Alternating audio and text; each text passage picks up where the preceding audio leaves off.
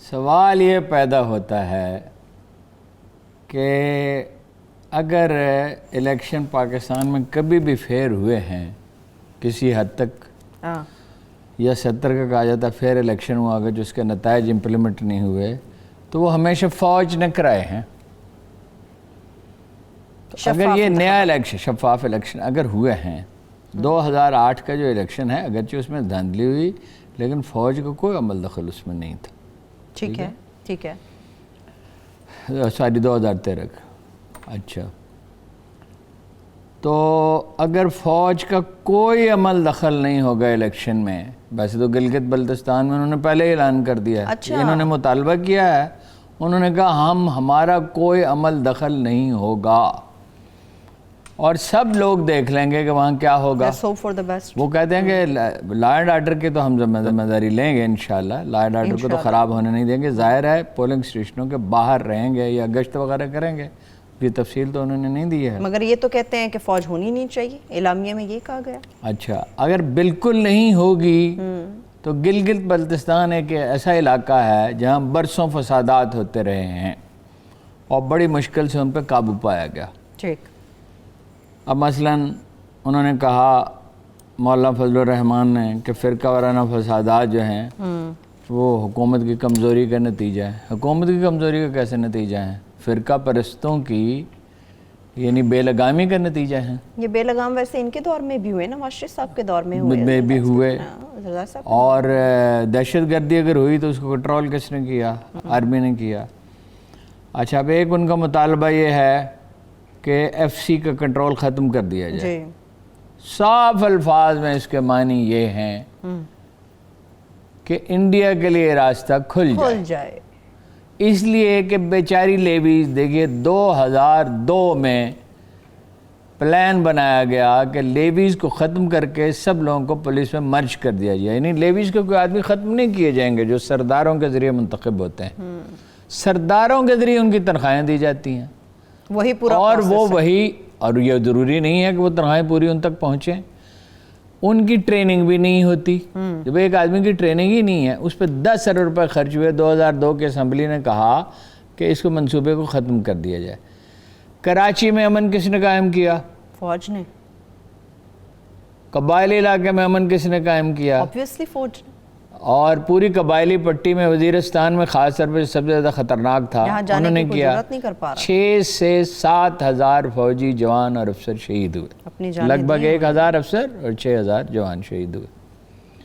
اگر آپ معاملات سے یکسر انہیں لا تعلق کر دیں گے ٹھیک ہے تو معاملات کیسے چلیں گے؟ اگر تو آپ کا مطالبہ یہ ہے کہ شفاف الیکشن ہونی چاہیے، یہ تو ایک جمہوری مطالبہ ہے، اس کی تو کوئی مخالفت نہیں کر سکتا. لیکن یہ تو پوری کی پوری کارروائی اور پوری کی پوری پریس کانفرنس جو ہے یہ ملٹری اسٹیبلشمنٹ کے خلاف تھی. اوپنلی آج نواز شریف صاحب نے بھی یہ باتیں کی.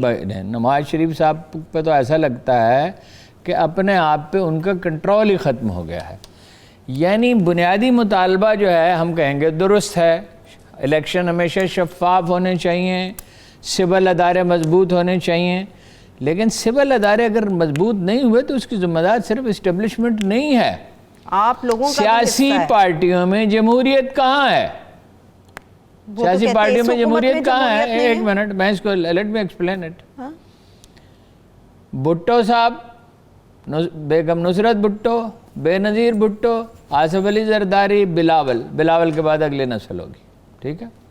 عبدالغفار خان صاحب، عبدالولی خان صاحب، اسفندیار ولی، سنگین ولی، اس کے بعد اس کی اولاد. عبدالصمد اچکزئی، محمود اچکزئی، مفتی محمود، مولانا فضل الرحمان.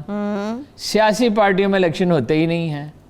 تو جمہوریت کا بنیادی ادارہ سیاسی پارٹیاں ہیں. یعنی یہ بات درست ہے کہ فوج کا عمل دخل نہیں ہونا چاہیے، کم از کم ہونے چاہیے جہاں ضرورت ہو. سول ادارے ہی کسی ملک کی ترقی اور بقا کا ضامن ہوتے ہیں. لیکن سول ادارے ہیں کہاں؟ پولیس کو کس نے تباہ کیا؟ کیا پولیس ان 2 برسوں میں تباہ ہوئی ہے؟ پچھلے کئی سالوں کا کیا دھرا ہے سارا کچھ. یہ جو 90 کا پورا ڈیکیڈ تھا اس میں 25,000 آدمی صرف پنجاب پولیس میں نواز شریف صاحب نے MNA اور MPS کی سفارش پہ بھرتی کیے تھے. 25,000 اب وہ کن عہدوں پہ پہنچ چکے ہوں گے ذرا سوچئے. ٹھیک ہے. یہ جو لاہور میں مسئلہ ہے قبضہ مافیا کا کہ قبضہ مافیا کا اور وغیرہ وغیرہ کا، تو دو طرح کے قبضہ گروپ ہیں. ایک تو خود پولیس ہے اور ایک جو پولیس سے مل کے کام کرتے ہیں. جیسے ثاقب نثار نے آپ کو یاد ہے نا اس کا نوٹس لیا تھا. ٹھیک ہے. خیر آج نواز شریف صاحب جب خطاب کرنے کے لیے آئے ہارون صاحب، ہم نے سوچا تھا ایک بیمار شخص آئے گا، ایک ایسا شخص آئے گا جس کی داستانیں، اس کی تکالیف کی داستانیں ہم ہر روز سنتے ہیں ہر ایک کی زبان پہ. وہ تو بڑے حشاش بشاش نظر آئے. وہ تو بڑے حشاش بشاش تھے، اور ظاہر ہے عدالت میں اب یہ سوال اٹھایا جائے گا کہ جو آدمی اتنا حشاش بشاش ہے، صحت مند ہے، وہ واپس کیوں نہیں آتا؟ واپس وہ آ نہیں سکتے. واپس آنے کا مطلب جیل جانا ہے. اس کے بارے میں وہ کہہ چکے ہیں کہ جیل میں نہیں جانا چاہتا. تو جمہوریت نہیں بچانے وعدہ کر کے نہیں. جمہوریت عدالت کا احترام کہتے ہیں ہم عدالتوں کو، کہتے ہیں عدالتوں پہ بڑا دباؤ ہے تو عدالت کا فیصلہ وہ پیش ہوں. یہ کیسا احترام ہے؟ آپ نے کیا احترام میں کیا؟ وہ دیکھے ایک پیر صاحب تھے، انہوں نے ایک آدمی سے کہا، کمرے میں بہت سے لوگ بیٹھے ہوئے تھے، وہ پیر صاحب بوڑھے آدمی ٹانگیں پھیلائی ہوئی، تو انہوں نے ایک آدمی سے کہا کہ آپ ادھر بیٹھ جائیں. وہ ان کے دروازے کے پاس بیٹھا ہوا تھا، آپ اٹھ کے ادھر بیٹھ جائیں تو تاکہ آنے والوں کو دقت نہ ہو. اس نے کہا میں آپ کے قدموں کا جو ہے پاؤں کا وہ یہ نہیں کر، بے ادبی نہیں کر سکتا. 2-3 دفعہ انہوں نے کہا، اسے نہیں مانا کہ آپ کے پاؤں کی بے ادبی نہیں کر سکتا. انہوں نے کہا میری بات سنتے نہیں. میں 3 دفعہ علی جناب سے ریکویسٹ کر چکا ہوں میری بات سنیں، مگر میرے پاؤں کا احترام ہے، میری بات کا کوئی احترام نہیں ہے، لوگوں کی ضرورت کا کوئی احترام نہیں. یہ عجیب عدلیہ کے احترام پہ وہ اس پہ اصرار کر رہے ہیں. یہ وہی عدلیہ ہے جس پہ انہوں نے حملہ کیا تھا. عمران خان صاحب کی پارٹی نے بھی کیا تھا. سپریم کورٹ میں داخل ہوئے تھے، پرائم منسٹر ہاؤس میں، ویسے عدالتوں کے سب سے زیادہ بینیفیشری نون لیگ کو کہا جاتا ہے. ایک جیسے. اچھا، عدلیہ نے ہمیشہ ان کے ساتھ نرمی کی. 73 برس کی تاریخ میں یہ پہلا آدمی ہے سزا یافتہ جسے باہر جانے کی اجازت دی گئی. وہ معاہدہ اس نے توڑ دیا. ٹھیک. آج جو اعلان جنگ انہوں نے آرمی کے خلاف کی، ان حالات میں جبکہ ملک کے دفاع کو سنگین خطرات لاحق ہیں، اس کا رد عمل ہوگا. ظاہر ہے نیچے سے لے کے اوپر تک پہلے ہی ان پہ الزامات ہیں. دیکھیے ان پہ کیا الزام ہے جس میں سے بات درست ہیں. ان پہ الزام ہے انہوں نے نیپال میں مودی سے خفیہ ملاقات کی. انڈین جرنلسٹ نے یہ خبر دی، ہم نے نہیں دی. ان پہ الزام ہے کہ مودی صاحب ان کے گھر آئے، وہ ساری دنیا نے دیکھا. آج میں آپ کو ایک اور بات بتا دوں. اس کی تصویریں موجود ہیں. ظاہر ہے مجھے تو اس وقت اچانک خیال آیا اس کی تصویریں موجود ہیں. تمام بھائیوں نے، خاندان کے تمام مردوں نے، جو کافی تعداد میں 10 12 15 آدمی تھے، ٹھیک ہے، صفدر صاحب بھی، شہباز صاحب کے فرزند بھی، شہباز صاحب بھی، نواز شریف، انہوں نے بھارتی پگڑیاں پہنی اس دن ان کا خیر مقدم کرنے کے لیے، جب ان کی نواسی کی شادی تھی. راجستانی پگڑیاں. ٹھیک ہے، گڈ ول جسچر دینے کے لیے.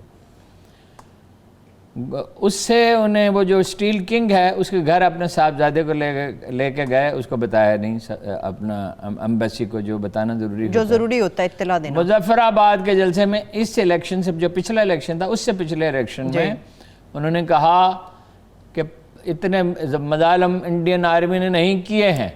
فکرے پر غور کریں، اتنے مظالم انڈین آرمی نے کشمیریوں پر نہیں کیے جتنے پاکستان آرمی نے کیے. اس کا نتیجہ ہوا وہ الیکشن ہار گیا. اگلی دفعہ احتیاط کی، اگلی دفعہ یہ بات نہیں کہی.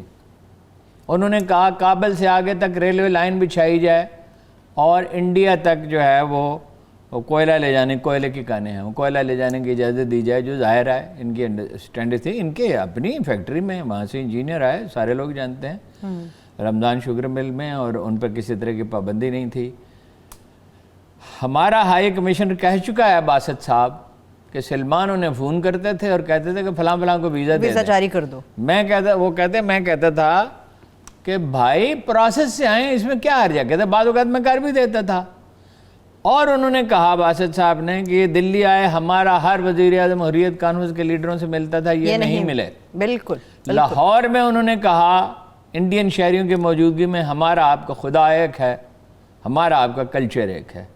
ان کے 30 کروڑ دیوتا ہیں، ان کا اور ہمارا خدا ایک نہیں ہے, وہ خدا واحد پر یقین نہیں رکھتے. ہم ان کے ہمارا کلچر وہ آلو گوشت کھاتے ہیں, آپ بھی ہم بھی آلو گوشت کھاتے ہیں, وہ گوشت کھاتے ہی نہیں, ان کے مذہب میں اس کی اجازت ہی نہیں. اگر کوئی کھاتا ہے تو اس کی خلاف ورزی کرتا ہے.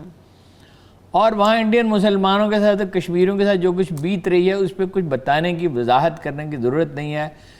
آج کی اس کانفرنس میں کشمیر کا ذکر کیوں نہیں ہے؟